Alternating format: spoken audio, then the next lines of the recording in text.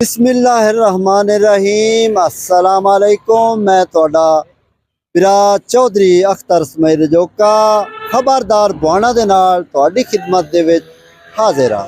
ਦੁੱਖ ਦੀ ਗੱਲ ਹੈ, ਮੈਨੂੰ ਤਾਂ ਦੱਸਣ ਲੱਗਿਆ ਵੀ ਮੇਰੇ ਮੂੰਹ ਚੋਂ ਉਹ ਅਲਫਾਜ਼ ਨਹੀਂ ਅਦਾ ਹੋ ਰਹੇ, ਕਿਉਂਕਿ ਇੱਕ ਜਿਸ ਦਾ ਜਵਾਨ ਬੱਚਾ ਫੌਤ ਹੋ ਜਾਵੇ ਉਹਦੇ ਕੀ ਅਹਿਸਾਸਾਤ ਹੁੰਦੇ ਨੇ, ਕੀ ਜਜ਼ਬਾਤ ਹੁੰਦੇ ਨੇ, ਉਹ ਕਿਵੇਂ ਉਹ ਵਿਚਾਰਾ ਬੋਲ ਹੀ ਨਹੀਂ ਸਕਦਾ। टाउन कमेटी का मुलाजिमा ना आंदा हा नौमान कौसर ते रैश होंदी आ चक नंबर 243 साबोआना। ओदी मौत किवें वाकया हुई ते ओ जेड़ा ओंदा वालिद है ओदे तुसी बयान खुद सुनो भई ओ वालिद ओंदा की आंदा। आज तकरीबन 8 बजे मेरा नौमान कौसर म्यूनसिपल कमेटी दफ्तर में हाजिर हुआ। हाजिरी के लिए गया और जफ़र जप्पा से तला कलामी हुई कि आप लेट आए हैं। पहले जफ़र जप्पा ने इनको कल कहा था कि सीओ साहब से दस्तखत करवा लें चेकों पर, तनख्वाहें नहीं बनी है।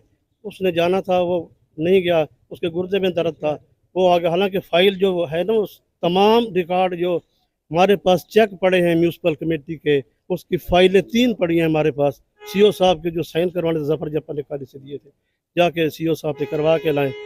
ये इस गुर्दे की दर्द की वजह से नहीं गया। तो फिर आज ये दफ्तर आया तो उसने इसकी तला कलामी हुई और फिर उसने कहा जी मेरे गुर्दे में मैं नहीं जा सकता। सफरजन फिर उसे दवाई दी है, जो गोली वगैरह दी है, जिससे वो खाते ही दम तोड़ घर उनका रेस्ट है, आप घर चले जाएं।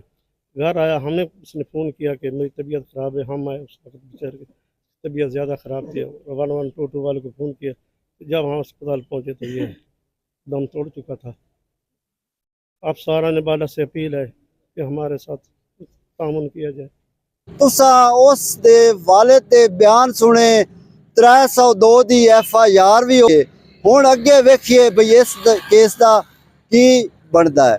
इतनियां ही गल्लां जे जिंदगी दित्ती इजाजत, जे जिंदगी दित्ती मोहलत, नवीआं गल्लां दे नाल तुहाडी खिदमत ते दोबारा हाजिर होसां।